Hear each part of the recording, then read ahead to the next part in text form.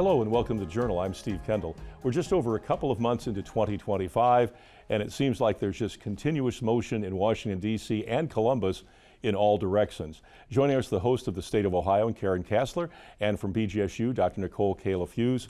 Thank you both for being here. Appreciate it. Karen, talk about the fact that down in Columbus, things have moved a lot faster than things happened in the previous General Assembly, and yet at the same time, there was something that happened in D.C. during the State of the Union that got everybody's attention in Ohio related to the Intel project. So let's start with that and talk about how that resonated through the state legislature and the governor's office.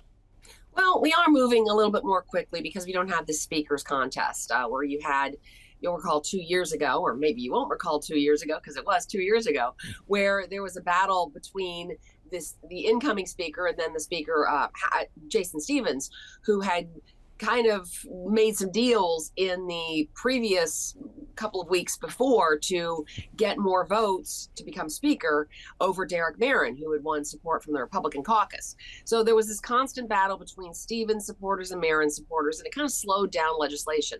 That's not the case anymore. Senate President Matt Huffman is now House Speaker Matt Huffman, and things are moving in a different pace. Huffman is very closely aligned with the new Senate President Rob McCauley, who's from Napoleon. And so we expect to see a lot more things moving forward. That's not to say that there aren't differences between the way the House and the Senate do things, but it is allowing for some things to move more quickly. For instance, Senate Bill 1, which is the proposal on higher education that conservatives say will push back against liberal indoctrination on college campuses, advance faculty strikes, advance most diversity, equity, and inclusion programs. All of that. That's passed the Senate already, and it's waiting for the House to move forward on that. And then when it comes to Intel, in the State of the Union, or it wasn't the State of the Union because the State of the Union is typically the one you do as the president after you've been in office for at least a year. Right. But his address to Congress, he talked about Intel and specifically the CHIPS Act, which was the Chips and Science Act that passed and was signed into law under President Biden.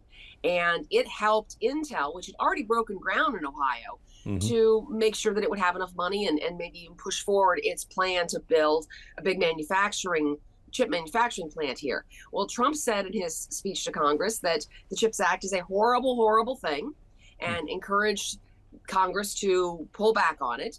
And that's kind of creating an issue for people in Ohio wondering what will happen. I mean, the governor's office says that Intel had made commitments even before the CHIPS Act, but certainly Intel had said the CHIPS Act was key in making sure that it could do all the things that it wants to do. So I think that there's a real concern here about what's going to happen if the CHIPS Act is completely pulled back.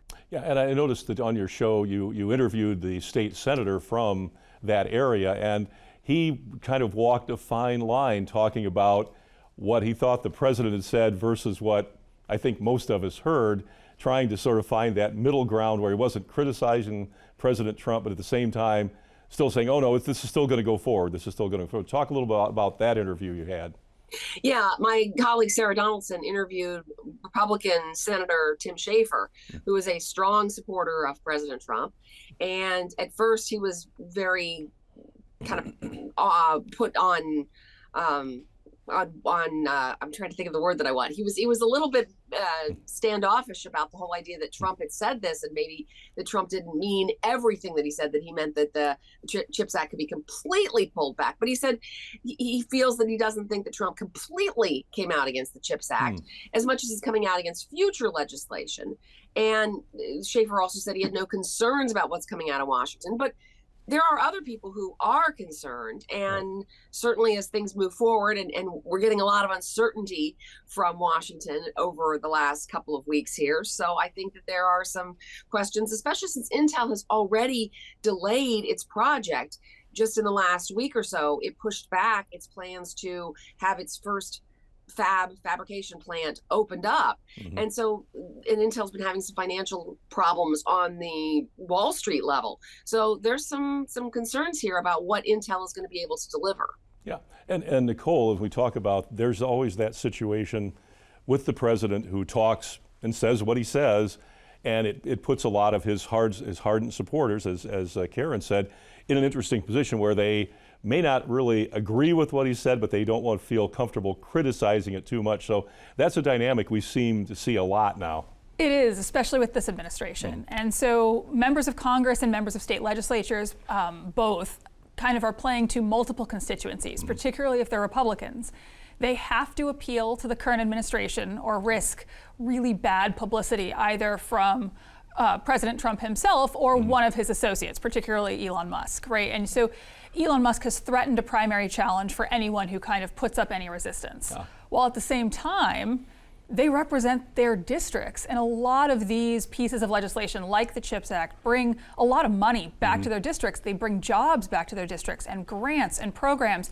And their constituents like that. And it's those constituents that keep them in office. So there's a real tension for some of these elected officials. Yeah, and I guess if you're a sitting state rep, state senator, U.S. representative, congressman, whatever, yeah, you have to walk that line of saying, I really don't want to make my constituents too unhappy, but I also don't want to make the current president too unhappy. So, because either way, they could end up getting voted out of office, which no politician is all that excited about having happen to them. No, right? And there's that old adage of like members of Congress, and I think you can apply a little bit to state legislatures, right? Members of Congress are single-minded seekers of re-election. And so they're going to do things that keep them in office, which actually usually does mean constituent service. Right. In this case, they not only have to appease those constituents who in some cases are showing up to town halls so angry that Republicans have been told to stop holding town halls, but also worry that someone is going to fund a primary challenge, and the primary is a very different audience than your general constituency. And so there's a real risk for a lot of these elected officials right now. And because there's so much uncertainty, so much unclear back and forth, questionable statements and policies coming from different aspects of the executive branch, that I think both state and federal representatives are walking a really tough line. Yeah. Hey, Karen, when we come back and we can talk about this too, one of the other things that's already started, and there's been a sort of an endorsement already, is all of the statewide offices, including the governor's office, come up not this year, but in 26, and yet it seems like we're going to vote on it this year, which is totally untrue because everybody's talking about, I'm running for governor, I'm running for this, and yet those elections are more than a year away, a year and a half away. So we come back, let's talk about that whole dynamic about how quickly people have jumped in to try fill all these voids at the state level. Back in just a moment with Karen Kasler and Nicole Kalaf-Hughes here on The Journal. You're with us on The Journal. Our guests are Karen Kasler and Nicole Kalaf-Hughes. Karen, one of the things that I mentioned as we were leaving that last segment, everything shuffled around when J.D. Vance became the nominee for vice president and eventually became the vice president. That shuffled the playing field for the governor's race. Mike DeWine not going to run again. But it seems like, at least it feels like, we're starting way early on the governor's race because it's not until 2026, and yet it feels like it's going to be next week. So talk a little about the dynamic that's going on within the Republican Party about who's going to end up where and why we're starting so soon, it feels like. Well, this has been coming for 4 years, essentially, because the folks who are all in the 5 statewide executive offices, which are governor, attorney general, auditor, secretary of state, and treasurer, all of those gentlemen are term limited. They're all Republicans, and so they would all be looking for other opportunities. Now, Mike DeWine, it's expected that he's not going to run for anything else. He's been very clear about he's done almost everything at this point. Yeah. So it seems very unlikely that he would run for anything else. And of course, like I said, he's term limited. He can't run for governor.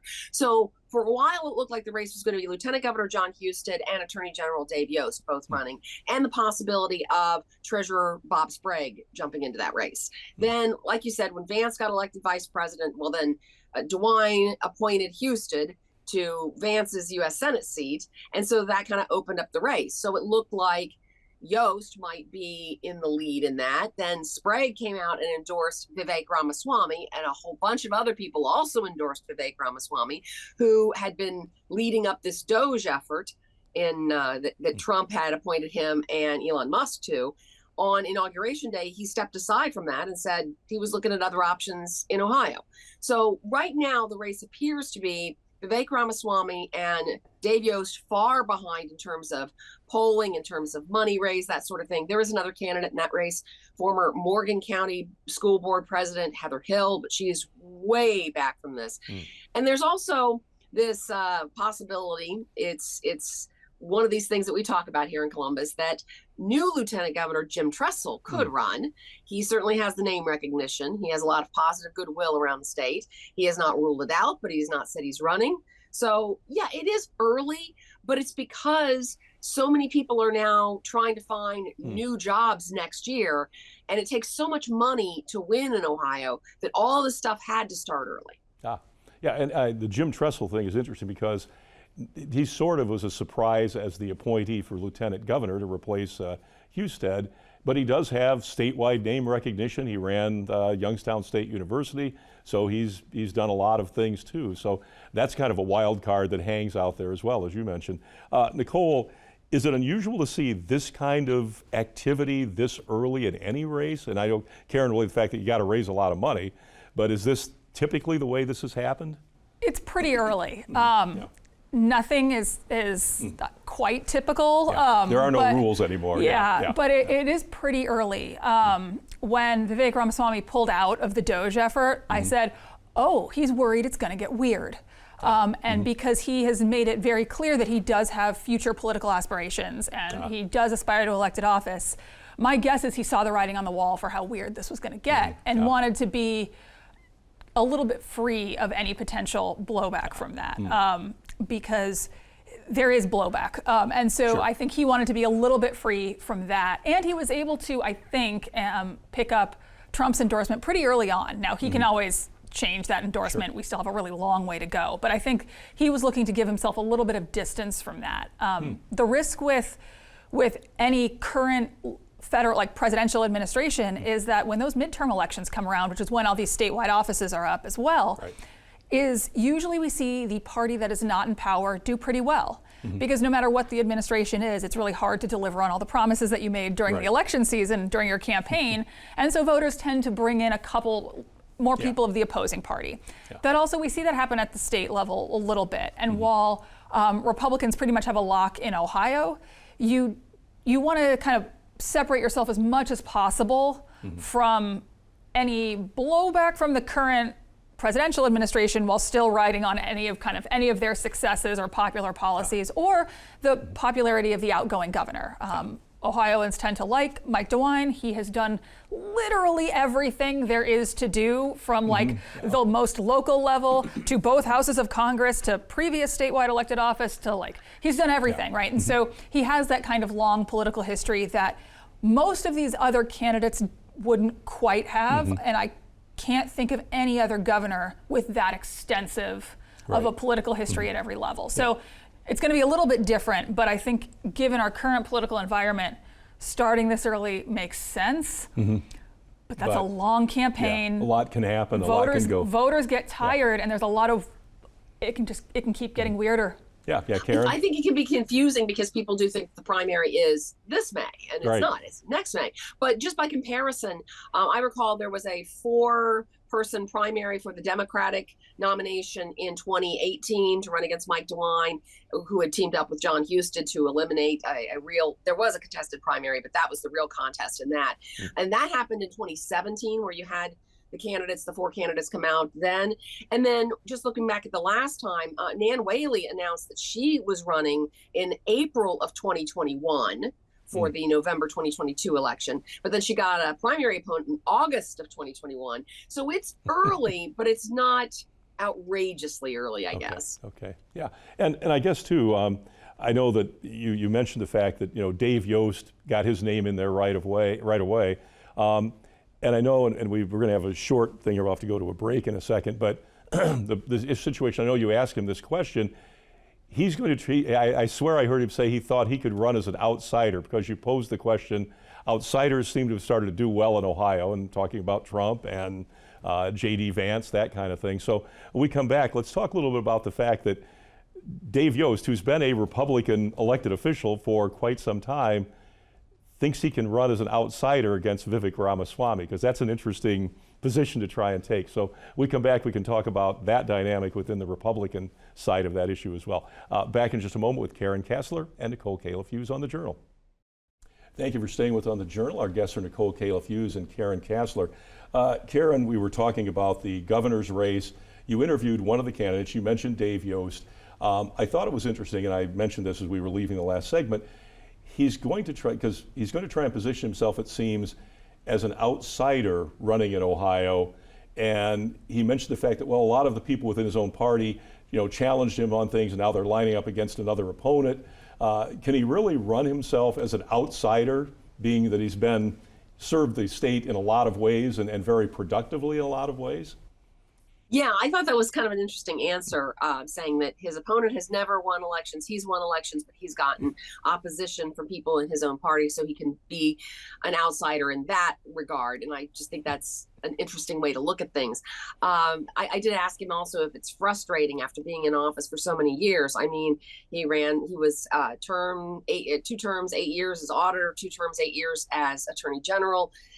If it's frustrating to see people who he's served in those executive offices with line up behind Vivek Ramaswamy, and he said he is proud of the endorsements that he's gotten already. So I think it's got to be a little bit difficult for him. And one of the things I think is a real thing to think about here is that the leader of the Center for Christian Virtue, Aaron Baer, came out and endorsed Vivek Ramaswamy.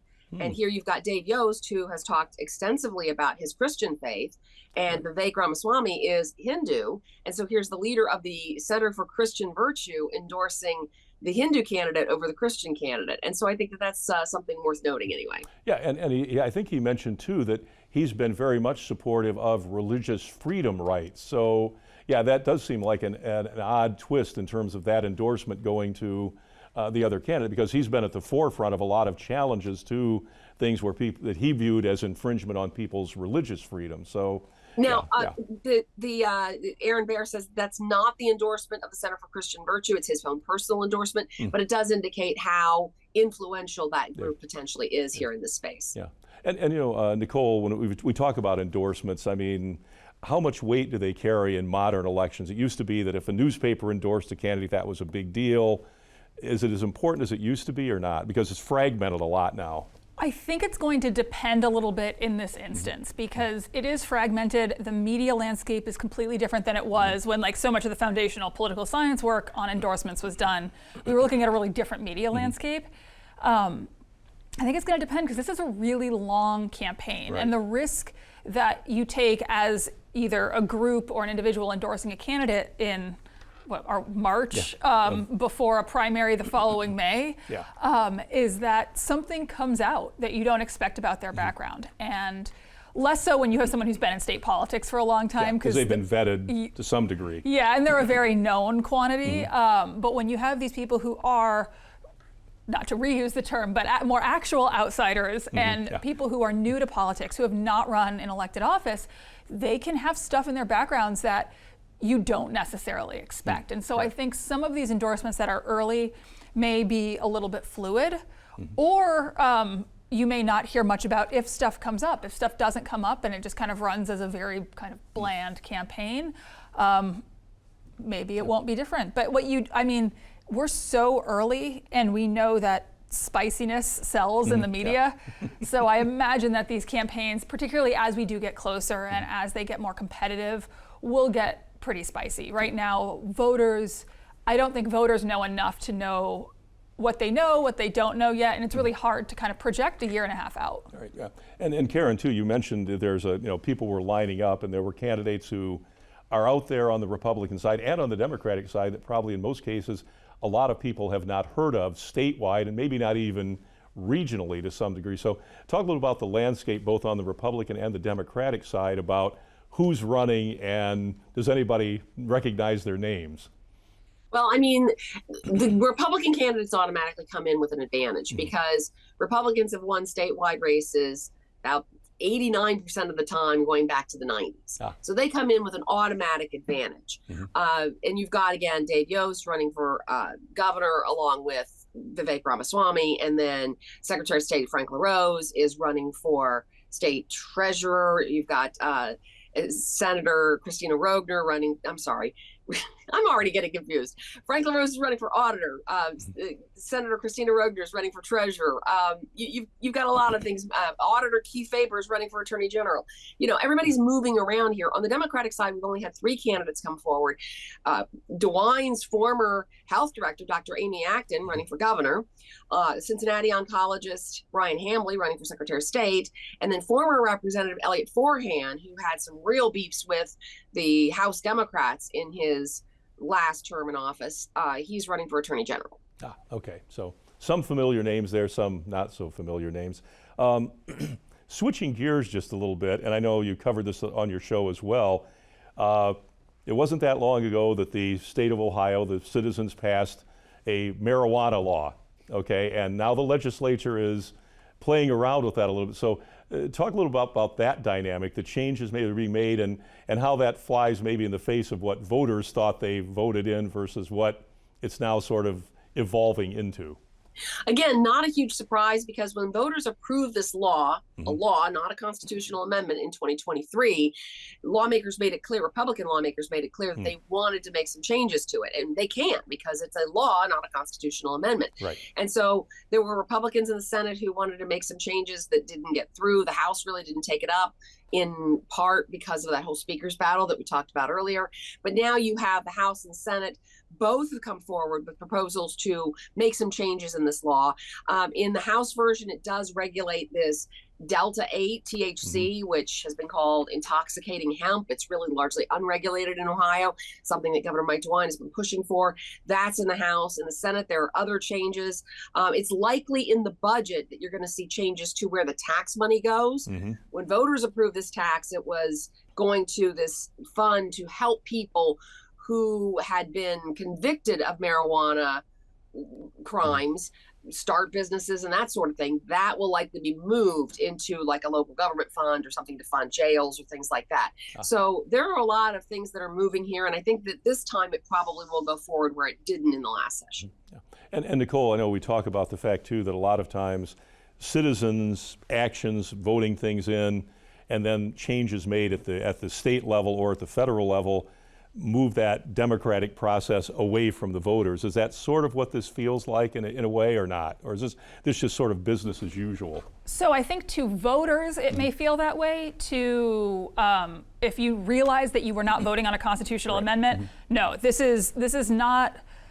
This is very different than what you see in some states where voters pass constitutional amendments, including in Ohio, to enshrine reproductive rights, birth control, and infertility care into their state constitutions. And then legislators try something, get sued because it is a protected constitutional right in that state. This was not that, because this was put on the ballot just as a state statute. It was a law. The legislature was like, yeah, we're going to change that. And so I think for some voters, it feels that it's unfair, that it feels that, well, this isn't what people voted on. And, well, I mean, you're kind of right. But if you wanted a constitutional amendment that couldn't be touched by the legislature, then you should have made it a constitutional. Then you should have made it a constitutional amendment. And I think that would have changed the political calculus around it a little bit. But I do think for the most part, voters, it is because the initiative process is challenging for voters in a lot of ways. We've talked about that on this show before. We've seen examples of it. I think people kind of see what's happening and they may think like, this isn't what I voted for, but this is legit. And it is likely, like as Karen said, it's likely going to go through in some form. The details are going to kind of still get hammered out between the House and the Senate, but this is exactly what they said the legislature said was going to happen. It still will change access that Ohioans have, you know, from before the citizens voted. At all, but it's not open like constitutional amendment to enshrine, you know, recreational use laws there. Gotcha. Yeah. Now, Karen, what we've talked about the things that have been going on.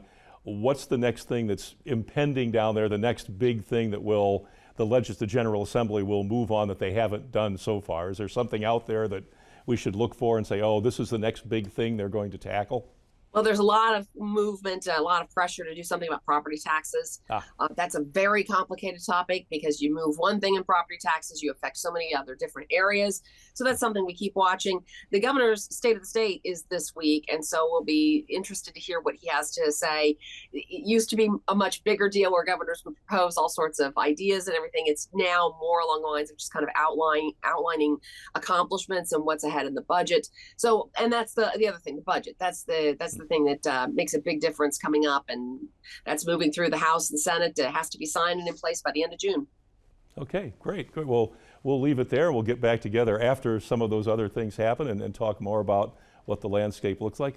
Thank you, Nicole Kalaf-Hughes. Karen Kasler, thank you for checking in from Columbus. We appreciate that. You can check us out at WBGU.org and, of course, each week on WBGU-PBS. We will see you again next time. Good night and good luck.